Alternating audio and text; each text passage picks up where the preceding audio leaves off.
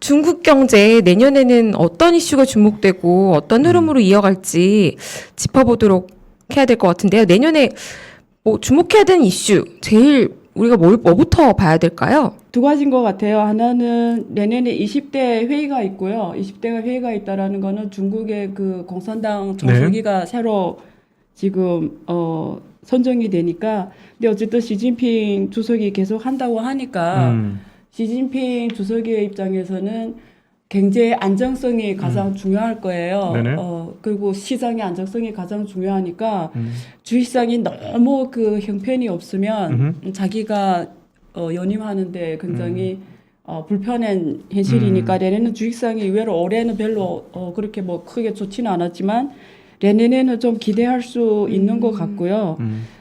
시진핑이 제일 많이 그 강조하는 게 공동 부요 그리고 친환경 ESG 이슈가 있습니다. 그래서 그 친환경과 ESG 이슈 쪽으로 우리가 주목할 필요가 있는 것 같아요. 왜냐하면 내년에 또 동계올림픽이 있으니까 동계올림픽 때문에 또 하늘이 맑아야 되잖아요. 그래서 그런 면에서 친환경 관련 또 이런 시장이 기회가 있을 것 같습니다. 지금 사실은 4분기 성장률이 4분기만 떼어서 보면 굉장히 낮게까지 떨어진다. 뭐 4% 되냐 아니면 또 그 밑으로 가냐 하는 그런 얘기까지 하고 있는데 실제로 중국에서 공장하시고 계신 한국인 분들하고 제가 최근에 인터뷰를 했는데요. 전기를 제한 공급하면서 일주일 중에 4일밖에 공장을 못 돌리게 한다라고 하더라고요. 예, 그래서 이거는 그러면은 그 말씀하신 것처럼 ESG 이슈 때문에 즉 뭐 환경 관련 이슈를 성장률이 떨어지는데도 그렇게 해서 계속 진행할 수 있다 이렇게 보시는 건가요? 일단은 2020년에 그 코로나가 터지면서 전 세계 공급망 문제가 생겼어요. 그렇죠. 그래서 공급망 안전이, 그러니까 공급망이라는 게 그 전에는 글로벌에 굉장히 서로 각 국가마다 자기가 잘하는 걸 세계 시장에 나누면서 서로 너 좋고 나 좋고 경제가 돌아가다가 작년에 코로나가 터지면서 어느 나라든 생산이 정상화가 안 된 거죠. 그래서 정상화가 안 되면서 유일하게 그래도 생산을 맞출 수 있는 나라가 중국이었어요. 그래서 중국이 자기네 원래 수출하던 업종뿐만 아니라 수출하지 않던 의료 업종도 막 수출이 잘 되기 시작했어요. 왜냐면 중국만이 대량 생산이 가능하니까요.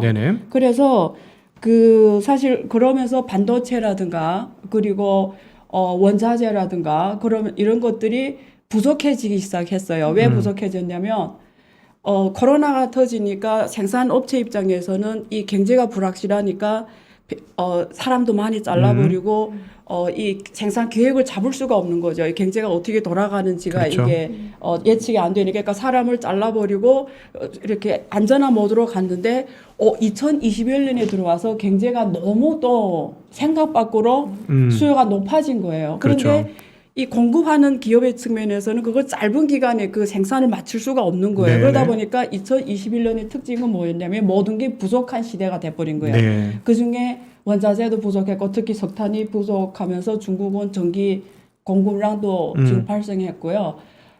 그리고 또 이게 반도체 같은 경우는 칩이 부족하면서 미국 같은 데는 이게 아시아에 메모리가 집중되고 이게 파운드리가 다 아시아에 집중되니까 반도체가 미래 산업에서 가장 중요한데 아시아에 집중되니까 또 거기에서 위기감을 느끼고 공급망 자체를 갖고 가겠다 해서 지금 자체 지금 공급망을 지금 만들고 있죠. 그래서 삼성도 지금 거기 가고 TSMC도 가면서 거기 가서 지금 정보 공개도 요청 당하고 있고요. 그런 상황이 벌어진 거죠. 그래서 2021년은 모든 게 부족한 상황이 터지면서 그 후가로는 물가가 고고상승하게 된 거죠. 그래서 지금 미국 같은 경우에는 지금 나온 데이터가 CPI가 막 6%, 6.2%까지 높이 가버렸고요. 그래서 지금 이런 이슈인데 중국 같은 경우에는 석탄이 지금 부족하면서 원래 다 닫았던 광산을 다 다시 열었어요.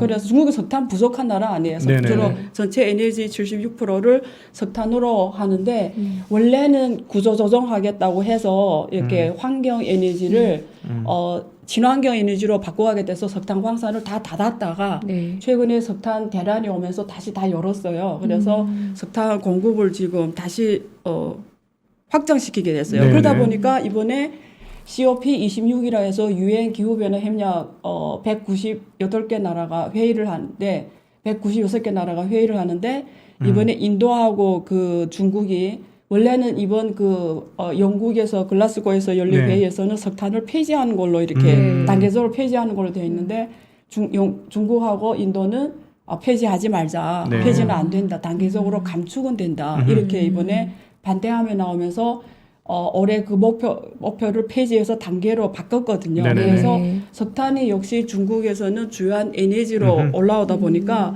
하늘을 맑게 하려면 석탄을 줄이고 친환경 에너지로 많이 가야 되는데 네. 그 친환경 에너지가 지금 현실적으로 지금 굉장히 큰 도전에 오게 된 거죠. 그럼에도 불구하고 미래는 어차피 중국이 가지 않으면 안 되는 게 이미 그 파리 기후 협정에서 네. 우리가 NDC라고 합니다. 각 나라별로 단계별로 얼마를 감축하겠다라는 게 있습니다. 온실가스를. 그래서 그걸 이미 승낙을 했기 때문에 맞춰야 돼요. 그걸. 그래서 2030년에는 탄소 배출의 최정점을 찍고 2060년에 탄소 중립을 하려면 네. 어쨌든 지금 단계적으로 줄여가지 않으면 안 되고 ESG를 하지 않으면 안 되기 때문에 사실 지금 이미 늦었거든요. 지금 가려면 목표를 실현하기 힘들어요. 네. 지금대로 더 세게 가도. 그리고 네. 한국도 똑같아요. 한국이 지금 석탄이 전체 에너지에서 석탄 발전이 지금 36% 차지해요. 네네. 그래서 이거 한국도 지금 이게 2030년에 문재인 대통령이 지금 말한 목표로 가려면 지금 이미 늦었거든요. 네. 한국도. 그래서 중국하고 한국이 ESG에서 굉장히 지금 좀 엄청 빨리 갈 수밖에 없습니다. 네. 이거는 뭐 경제하고 상관없이 그 목표로 가려면 무조건 가야 되는 목표입니다. 네. 그 올해 경제가 좀 어려웠으니까 그래도 내년에는 석탄을 좀 더 쓰면서 ESG를 맞추기는 맞추지만 그래도 좀 경제를 좀 더 우선시한다라고 봐야 되는 건가요? 그래서 그 석탄은 내년 3월까지 계속 지금 부족하기 때문에 어차피 네. 지금 다 광산을 다시 캐게 해가지고 네. 요즘에 석탄 가격이 많이 그래서 떨어졌어요. 네. 안정화되는 부문으로 가는데 그하고 상관없이 중국에서 앞으로 에너지 쪽은 그 지금 친환경으로 갈 수밖에 없고 지금 친환경 쪽으로 네. 전체 자본들이 지금 흘러가고 있습니다. 그래서 그거는 그렇게 흐름이기 때문에 가야 되는 거죠. 네네네. 예. 뭐 풍력 발전기도 어마어마하게 한다고 하고 원자력 발전기도 원자재도 150기 그렇고요. 뭐. 예. 네. 예. 그러면은 그 내년도 경제 성장률 이 상태면 떨어지는데 네. 그러면 경제 성장률 올리려면은 내년부터는 지준율도 내리고 좀 이렇게 해야 되는 상황 아닌가요? 중국이 그렇게 안 할까요? 지금 일단 그 중국 그 중앙은행에서 그 이미 지금 대출을 특히 부동산이 지금 부동산 위기가 터지면서 지금 원래는 3가지 마지노선 그걸 만들었고 그다음에 거기에 기준이 안 되면 대출을 못하게 했는데 이미 그걸 다 풀었어요. 그 마지노선도 지금 없애버렸어요. 네네. 그래서 대출을 다시 해라 해서 대출을 부동산에 다시 하는 쪽으로 지금 이미 시작이 돼서 오히려 지금 이미 풀고 있죠. 풀고 있고요. 대출이 지금 그러니까 부동산이 무너지면 안 되니까. 네. 그래서 결국 헝다가 지금 완전히 무너져 버리면 중국 전체 지난번에 말씀드린 것처럼 부동산이 전체 무너져 버리니까 헝다도 지금 순차적으로 최대한 스무스하게 지금 정리하고 있죠. 네, 그래서 정책은 이미 자기네 원하지는 않지만 이미 네. 그렇게 돌아섰습니다 이미. 네. 중국의 지금 ESG 표준이라는 게 다시 그 ESG에 대해서 저희가 조금 질문을 몇 가지 더 준비를 했었는데요. 그래서 중국의 ESG 표준이라는 게 글로벌 기준 대비해서는 어느 정도 수준인 건가요? 그 중국 ES 일단 제가 간단히 그 말하면 ESG는 사실은 그 중국의 탄소 배출은 세계 1위예요. 세계 1위고 미국이 2위예요. 인도가 3위고요. 근데 원래는 그 ESG 그러니까 우리가 ESG 이 세 개 단어 가운데서 E가 친환경 쪽인데요. 네. 그 우리가 그 탄소 배출권 시장이라는 게 있습니다. 그래서 그게 규제 시장과 자발적 시장으로 나뉘는데 규제 시장은 할당량 시장입니다. 그래서 정부 어느 국가든 어느 기업에 한해서 1년에 네가 얼마 배출을 해. 그래서 그 배출 이상을 초과하면은 벌금을 내야 되고요. 네. 네. 그 기준선에서 덜 배출하면 그거 탄소 배출권으로 인정받아서 매매를 할 수가 있어요. 그렇죠. 그 시장이 있고요. 그게 그 규제 시장이고요. 그다음에 자발적 시장이라는 거는 이런 파리 기후 협정에 따라서 의무 기업은 아니지만 내가 원해서 하는 탄소 배출 행위들이 있어요. 그런 건 CR 시장이라고 해서 자발적 시장입니다. 그래서 예를 들면 테슬라 같은 기업들 걔네들이 하는 게 CR 시장이거든요. 전기 자동차를 하면서 이게 전략된 탄소 배출을 뭐 GM이라든가 이런 전통 시장에 파는 게 자발적 시장에서 CR 시장이에요. 그거는. 근데 그 중국은 원래는 8개 도시에서 시범으로 해오다가 올해 7월에 전체 탄소 배출권 시장을 만들었어요. 네. 만들어서 그게 1년에 배출권 시장 규모가 40억 톤이라고 해서 전 세계 최대 탄소 배출권 시장입니다. 그래서 규모가 제일 크고요. 네. 그리고 지금 목표를 제시한 게 미국보다 훨씬 더 강해요. 미국은 선진국에도 불구하고 사실은 굉장히 탄소 배출권 이쪽으로 늦게 해요. 그리고 지금도 자발적 시장이에요.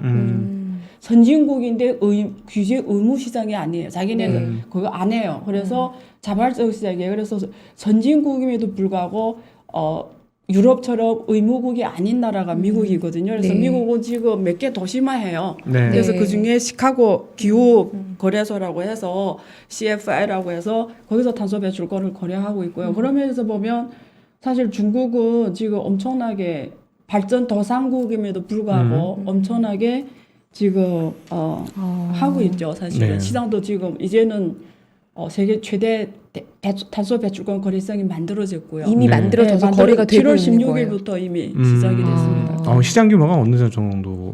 그래서 지금 40억 톤, 40억 네. 톤 시장은 그럼 40억 톤 세계에서 최대 곱하기 시장입니다. 탄소 배출권 가격 곱하면 되는 건가요? 그 시장 규모라고 그렇죠. 보면? 중국의 탄소 배출권 가격은 톤당 지금은 우리 원화로 한 5,000원에서 8,000원 사이예요. 한국은 평균 3만 원 좌우고요. 네네. 유럽은 70달러 넘어갔어요. 그렇죠. 그러면 지금. 원화로 한 8만 원, 10만 원 그 사이에서 왔다 갔다 하니까 중국 시장으로 하면은 한 5천에서 8천 곱하면 되는 거고요. 네네. 국제 시장은 뭐 50달러 그렇죠. 되는 거죠. 그래서 네. 그 정도 시장이라고 보시면 되고요. 그게 지역마다 가격이 틀린가요? 다 달라요. 네.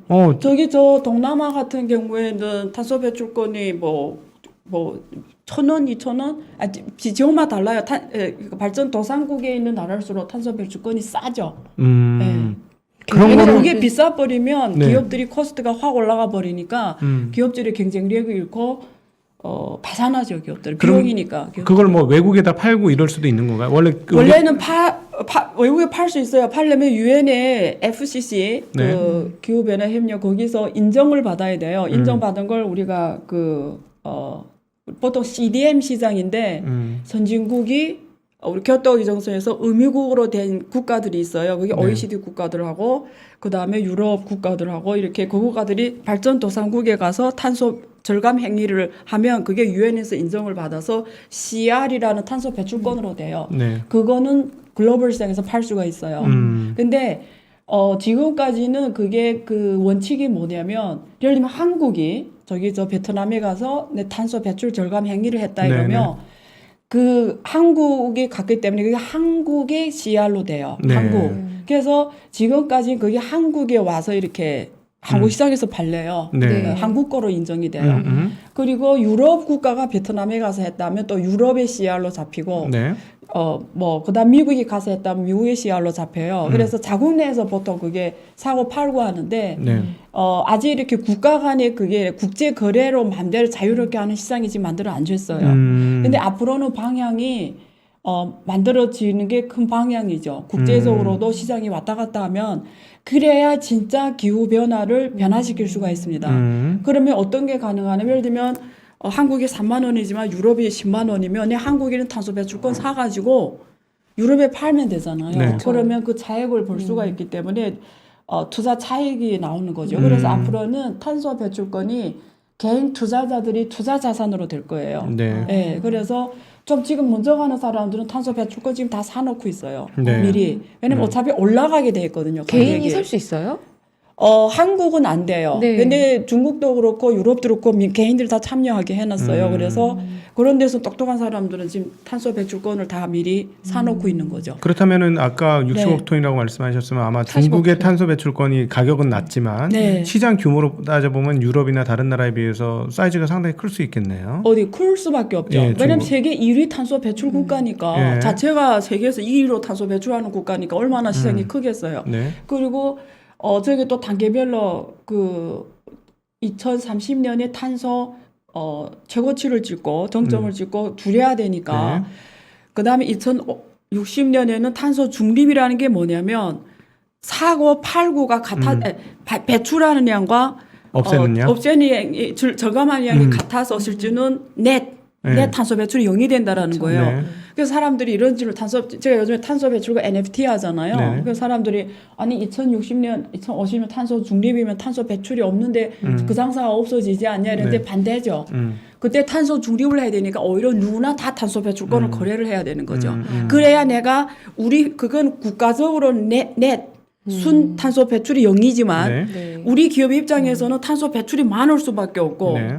저희 입장에서는 뭐 조금밖에 없는데 테슬라 같은 기업들, 네. GM 같은 데는 많을 수밖에 없는 거예요. 네. 그러면 우리 기업이 하나하나가 탄소 중립이 돼야 되는 거예요. 그러면 그 말은 내가 더 사고 팔고 해야 된다 얘기예요. 그래서 오히려 탄소 중립 시대 가면 더 많은 탄소 배출권 거래가 일어나게 돼 있는 그래야 맞추는 거죠. 네. 어느 기업이나 내 탄소 중립을 하겠다고 기술 개발을 엄청 해서 할 수가 없어요. 그건 대기업이나 하는 일이지 일반 중소기업이 무슨 돈이 있어 전문 절감을 할 수가 없거든요. 그러니까 오히려 그때는 개개인이 다 탄소 배출권을 갖고 있고 예를 들면 그걸 가서 탄소 배출권 CR을 갖고 은행 가서 대출 받을 수도 있고 뭐 그걸 가지고 커피도 사 먹을 수 있게 탄소 배출권 이런 게 되는 거죠. 이런 자산으로 되는 거죠. 참고로 그럼 자산, 지금 네. 중국에서 탄소를 가장 많이 배출하는 업체는 뭐 철강이나 시멘트 이런 지금 업체들. 전력 기업들, 네, 석탄 전력. 철강 산업, 석유화, 뭐 이런 산업들. 그럼 그런 회사들은 중국에서는 그럼 지금부터 그 CR을 좀 사놔야 향후에 영업을 계속할 수 있는 그런 상황이 되는 건가요? 그렇죠. 그거 아세요? 삼성전자도 1년에 탄소 배출권을 거의 1,000억 정도로 사서 하요. 네. 안 하면 1년에 계획을 못 맞춰요. 네. 그러니까 내가 원하는 생산량만큼 생산 못 해요. 탄소 네. 배출 제한 때문에. 그래서 매년마다 탄소 배출권 엄청 사와요. 삼성전자도, 포스코도 그렇고, 현대도 그렇고. 아, 그렇지 그걸 않아요? 미리 사놓을 수도 있나요? 그게 보통 선물 거래예요. 탄소 배출권을 내가 지금 해서 지금 파는 게 아니에요. 네. 왜냐면 그게 특히 유엔에서 인정받으려면 항공 케어시 인정받아야 되고 이러니까 시간이 걸려요. 한 6개월씩 시간 걸리고 이러니까 미리 선물 거래가 많습니다. 선물 거래가. 아, 그러면 우리가 일반인들이 중국에서의 그 탄소 배출권 네. 거래에 참여할 수 있는 방법은 아직은 없는 건가요? 외국 이게 지금까지 탄소 배출권이 다 자국 시장이에요. 네. 다 장벽이 있어요. 음. 근데 그런 건 있어요. 지금 유럽에서 탄소 국경세라고 해서 우리가 그렇죠. CBAM이라고 하거든요. CBAM이라고 하는 게 뭐냐면 쉽게 말하면 예를 들면 한국에서 옷을 유럽에 수출해요. 근데 이 옷이 한국에서 만들었을 때 탄소 배출이 3만 원이잖아요. 여기는 네. 가격이. 그러니까 한국 기업이 이 옷을 만들 때 탄소 배출을 좀 많이 해도 돼요. 그런데 유럽에서 똑같은 옷을 만들려면 탄소 배출 비용이 엄청 크잖아요. 네. 10만 원씩 네. 하니까. 그러면 누구나 다 한국에 와서 옷을 만들어서 수출하려고 하잖아요. 거기는 탄소 배출 요구 조건이 너무 세니까 네. 비용이 나가니까 기업들이 안 맞으니까 네. 그럼 다 해외로 기업들이 입장이 나가버리는 거지. 네네. 그러면 유럽은 손해잖아요. 네. 나 혼자 지구 환경 보호한다고 혼자 이러면 우리 기업들 다 내쫓는 게 되니까. 지금까지 유럽이 그랬죠. 탄소 배출권 때문에. 그렇죠. 그래서 네. 다 기업들이 나가서 저 발전도상국에 하잖아요. 그러니까 어떻게 하냐면 이렇게 하는 거예요. 저는 네가 저 나라에서 수입해 올 때 탄소 배출을 얼마 해서 하는 걸 다 계산해서 가격을 국내 가격으로 맞추는 거예요. 네. 그러면 그만큼 세금으로 유럽에 내야 되는 거예요. 네. 그러니까 이제는 다른 나라에서 탄소 배출 적어서 그 나라 생산하게 유럽에 들어올 때 경쟁력이 없다라는 거예요. 네네. 그만큼 세금을 때려버리니까 네네. 그 거래세를 차이만큼 때리니까 이제. 때려버리니까 그러니까 네. 그래버리면 굳이 유럽 기업들이 해외 나가서 할 이유가 없는 거지. 그렇죠. 네. 왜냐면 어차피 다시 자국내에다 팔려면 그 세금을 내야 되니까 되니까. 맞춰야 되니까. 네. 네. 그 다음에 다른 뜻은 다른 기업도 유럽에 수출하려면 한국이 유럽에 수출 많이 하잖아요. 하려면 이제는 유럽 기준에 맞는 탄소 배출을 해야 되는 거예요. 네. 그러려면 그 부족한 부분을 한국 기업들은 사와야 네. 수출이 된다라는 거죠. 그쵸. 그걸 맞춰야 되니까. 그래서 앞으로는 이게 국제 시장이 될 수밖에 없는 거예요. 이게 결국은 그러면서 이게 계산을 해봤는데 전 세계가 그 파리 기후 협정에서 한 목표가 산업화 이전보다 기후 온도를 1.5도씨로 아래로 떨어뜨리는 거거든요. 그걸 맞추려면 톤당 탄소 가격이 50달러 이상이 돼야 그 목표를 실현할 수가 있어요. 네. 50달러 이상. 근데 50달러 이상 되는 지역이 유럽 말고는 없어요. 네. 미국도 그 큰 나라 미국도 톤당 가격이 한국하고 비슷해요. 오히려 한국보다 더 싸요. 탄소 배출이. 네. 그러니까 지금 이 속도로는 이 기후 온도를 보호할 수가 없는 거예요. 그러니까 이게 앞으로 결국은 우리 지구를 진짜 보호하려면 탄소 시장이 다 개방시켜서 글로벌 시장을 하나의 시장으로 해버리면 네. 결국 이게 여기는 비싸고 여기 싸면 이게 차이거래 때문에 각계 가게 돼 있거든요. 그러겠죠. 그럼 기업들이 평소에는 해도 되고 안 하던 기업들도 우선 안 하면 상존할 수가 없는 거지. 네. 그러니까 할 수밖에 없기 때문에 앞으로는 탄소 배출권이 가장 중요한 자산이 기업들의 입장에서는 빨리 확보해야 되는 가장 중요한 자원이 되는 거죠. 네. 네. 네. 네. 네. 네.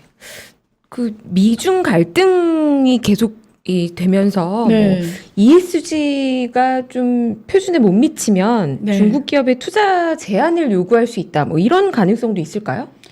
미국도 자기네도 지금 ESG를 별로 부끄러워요. 선진국으로서 그쵸. 하는 게. 그래서 그런 요구보다도 네. 사실 지금 이게 ESG 친환경 이걸 미국이 강하게 지금 바이든이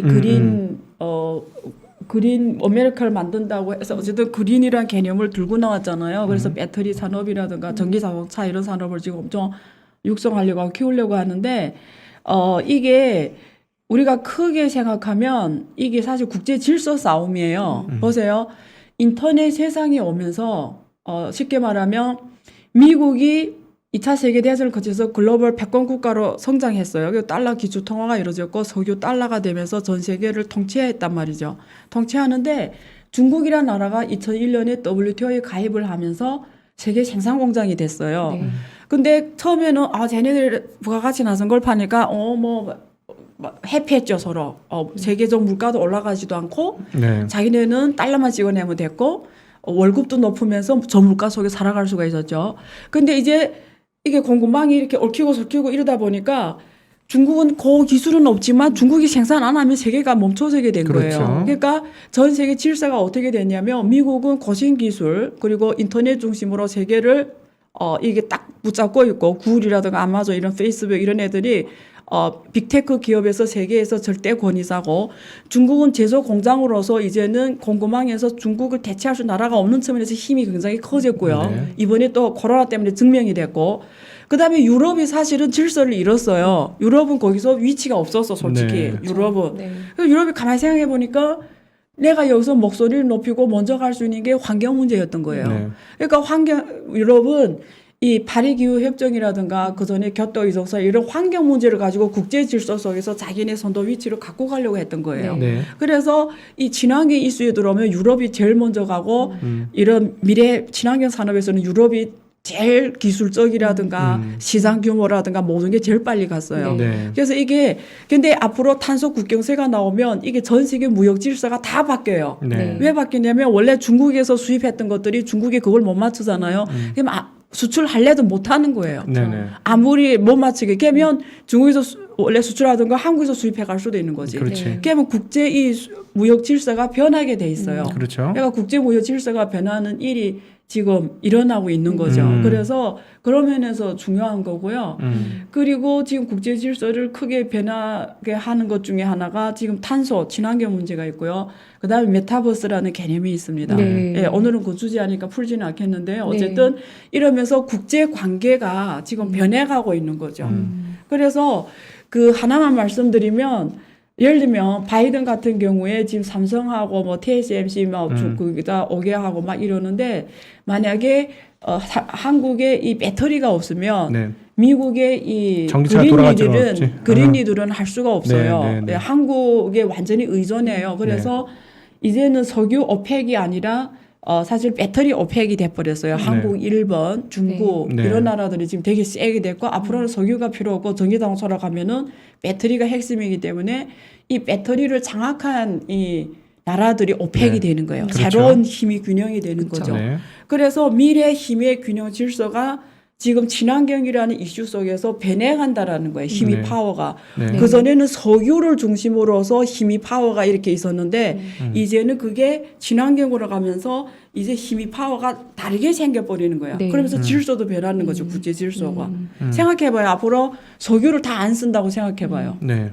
그럼 중국이 굳이 저렇게 뭐 1대1로 이렇게 열심히 할 필요도 없죠, 사실. 그리고 달러 기축통화도 바로 힘을 잃어버려요. 네. 그게 힘을 쓴 이유가 석유로 그렇죠. 달러가 매칭이 되면서 전 세계 물가를 미국이 연준에서 조정하잖아요. 네. 돈을 풀면 글로벌에 나가버리고 걷어들이면 요즘처럼 달러 지수가 엄청 올라가 버리고 네. 이러면서 자기네 리스크를 해지하는데 앞으로는 석유의 폐기가 안 되면 그게 힘들어지는 거예요. 그래서 그러면 또 이게 전 세계 질서가 바뀔 수밖에 없고요. 그래서 이런 문제들이 연관되면서 국가 간의 관계가 지금 변하는 시점이 네. 일어나고 있고 앞으로 이 탄소 배출권이라는 게 제가 어떤 거는 얘기하기가 그렇지만 탄소 배출권이라는 그 자체의 의미가 있는 것보다도 그 뒤에 오는 그 게임이 훨씬 크다라는 얘기를 하는 거예요. 네.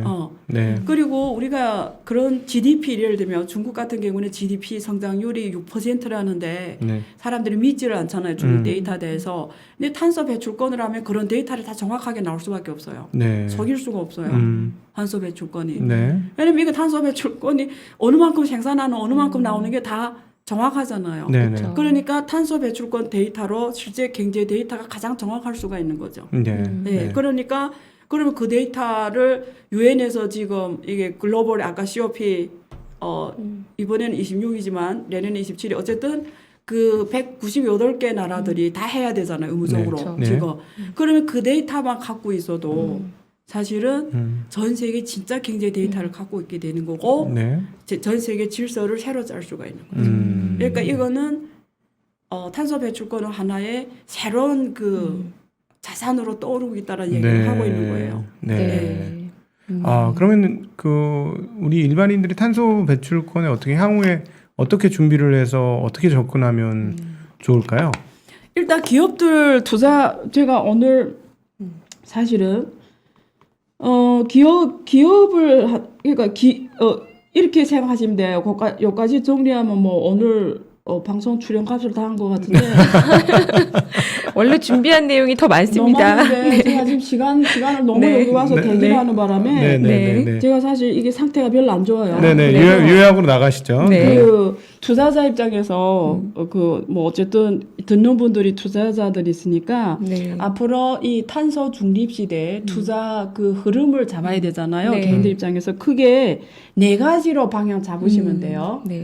하나는 프런트 탄소 중립이라는 큰 흐름 아래 프런트 영역에서는 대체 에너지 기업들을 네. 주목하면 돼요. 대체 네. 에너지 우리가 막 풍력이라든가 그죠? 그리고 태양광이라든지 이런 기업들의 제일 1등 기업들. 네. 그래서 우리가 프런트 영역에서 대체 에너지 기업들을 우리가 주목을 해야 돼요. 네. 에너지 개념으로 대체 에너지 개념 투자를 해야 되고 이런 1등 기업들을 찾으시고요. 네. 그다음 미들엔드 영역에서는 네. 전체 미들엔드 영역에서는 탄소 배출 감축 기업들이 있어요. 탄소 배출 감축 기술을 갖고 있는 기업들. 그 기술을 갖고 있는 기업들이 있어요. 이 기업이 원래 생산 라인이 이렇게 가는데 이 기술을 넣으면 탄소 배출이 확 줄어드는 네. 이런 기술을 갖고 네. 있는 기업들이 있어요. 저도 알고 있는 기업이 몇 개 있거든요. 그런 탄소 배출 감축 기술을 갖고 있는 기업들 네. 이게 미들엔드에서 우리가 주목해야 되고요. 백엔드에서는 네. 자원 순환 기업들이 있어요. 예를 들면 배터리, 자원 순환? 예를 네. 배터리 있잖아요. 폐배터리. 예, 배터리가 수명이 다 뭐 버리게 네, 되잖아요. 그게 네. 엄청난 이 환경 파괴예요. 네네. 배터리 그걸 그렇죠. 다 모아서 그걸 다시 자원 순환할 수 있는 네. 이런 기업들이 있어요. 그런 기술을 가는 기업들. 그러니까 네. 앞으로 배터리 수거 기업. 네. 우리가 석유일 때는 가서 주유소가 좋은 산업이었잖아요. 앞으로 그 배터리를 순환시켜서 이용할 수 있는 재산원이 가능할수록 네. 이런 자원순환 기업들이 우리가 백엔드에서는 네. 좀 주목해야 되고요. 그 다음에 나머지 네 번째는 생태계 조성 기업들이 있어요. 그러니까 탄소 흡수원을 만드는 거예요. 아, 탄소 그냥 진짜 흡수원을- 자연 생태계. 예, 자연 생태. 예를 들면 나무를 심었어요. 네. 그거 아세요? 나중에는 농민들이 우리 여기서 농민이란 단어 씁니까? 농민 씁니까? 네, 그쵸? 농민들은 농민. 이렇게 쌀 농사해서 수익을 만들잖아요. 앞으로는 쌀 농사해서 수입하는 것보다 나무를 한 그루를 파는 게 훨씬 수익이 높아요. 예를 들면 톤당 가격이 $50 넘어가면 네. 농민들은 쌀을 심는 것보다 나무를 이제는 심는 게- 나무를 심어 파는 게 훨씬 수익이 나무를 심어서 탄소 배출권을 파는 게 훨씬 수익이 높다고요. 네. 이 네. 경제 효율성이. 네. 그래서 그런 면에서 생태계 조성 차원에서 우리가 주목할 필요가 있고요. 그래서 근데 이게 생각해 가는 길이 길잖아요. 2050년에 탄소 중립, 2060년 탄소 중립 그 사이에 우리가 투자하는 사람들이 이래요. 먼저 가도 죽고요. 늦게 가도 기회를 잃어요. 그렇죠. 지금 NFC도 똑같아요. 먼저 가도 죽고 늦게 와도 죽는 네. 게 아니라 기회가 없는 거지. 그래서 적절한 때 갈 줄 알아야 돼요. 그래서 미래 탄소 중립이라 해가지고 지금부터 막 먼저 가면 죽을 수도 있어요. 별로 돈 못 벌고. 그러니까 적절한 때 적절한 투자를 해야 되는데 지금 상황에서는 가장 먼저 우리가 수익으로 할 수 있는 게 배터리 산업이에요. 네. 네, 배터리 산업이고 아까 말한 것처럼 배터리 폐배터리 개발이라든가 배터리 수거라든가 네, 네. 순환 이용이라든가 그러면서 중국 기업들이 좋은 기업들이 많아요. 근데 주가는 엄청 싸고 네. 중국 기업들은 자체 차이나 디스카운트가 있어요. 뭔지 아시겠죠? 제도적으로나 국제적으로나 똑같은 배터리 기업도 중국 주식은 엄청 싸거든요. 네. 그런 면에서 기술력은 확실한데 싼 중국 주식들이 있어요. 예를 들면 이런 기업들은 되게 좋은 기업들이 있죠. 그런 기업들을 지금 사놓으면 내년부터 ESG가 파리 기후 협정이라는 게 교토 의정서하고 다른 게 교토 의정서는 선진국만 지켜라는 거였어요. 네. 이거 지켜라. 네. 근데 파리 기후 협정은 후진국도 지켜야 되는 거예요. 네. 그래서 선진국, 중도국가, 후진국에서 196개 나라가 지켜야 되는 거거든요. 196, 97, 98개 뭐 네. 사에서 왔다 갔다 하는데 그래서 이 나라들도 다 지켜야 되는 거예요. 네. 그래서 앞으로는 다 필수로 해야 되는 거니까 어느 나라든 이제 안 하면 안 되는 거예요. 그래서 그런 면에서 앞으로 이런 기업들에 대해서 수요가 엄청 커지죠. 네. 이거 개인들도 직접 투자 가능한가요? 그러니까 주식에 해야죠, 개인들은. 개인도 중국 주식에 직접 예. 찾아서 할 수 있는 네. 주식을 왜 하죠? 네. 네, 뭐 후광통, 성광통도 있고 네. 홍콩 상장 기업도 있고 네. 할 수 있죠. 네. 그래서 예. 그런 기업들을 투자하는 게 개인은 지금 개인에 대해 질문하신 거니까 그렇고 네. 기업들의 입장에서는 선도적으로 탄소 배출권을 자산으로 인정해서 선도적으로 투자하는 전략이 네. 좋을 거예요. 네. 예, 그게 주식에 투자하는 것보다 훨씬 돈을 빨리 벌 수 있을 거예요. 네. 네.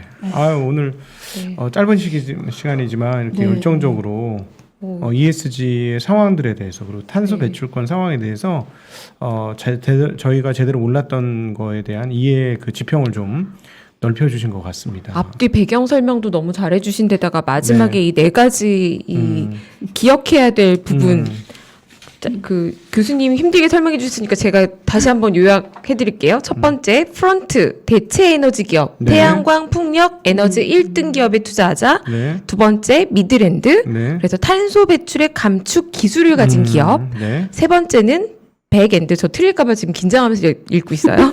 자원순환, 폐배터리, 재활용 기술을 가진 기업. 예. 그리고 마지막으로 생태계를 조성하는 기업인데요. 자연 생태계입니다. 네, 이 자연 생태계는. 생태계. 네. 그래서 나무 한 그루를 심거나 이런 게 오히려 가치가 있을 수가 있다. 네. 예를 들자면. 네. 그래서 또 이제 기업 주식을 보자면 중국 기업들 중에 저평가돼 있는 배터리 산업 기업들, 뭐 배터리 순환이나 배터리 재활용 이런 네. 기업들을 찾아보면 네. 꽤 좋을 수 있다. 기업들은 이렇게. 탄소 배출권에 직접 투자하는 방법을 알아보자. 네, 이 기업들은 말씀까지 네, 하셨죠? 그렇죠. 네. 네, 이렇게 말씀해 주셨습니다. 오늘 밤늦게까지 감사하고요. 네, 안유아 교수님 감사합니다. 고맙습니다. 네, 감사합니다.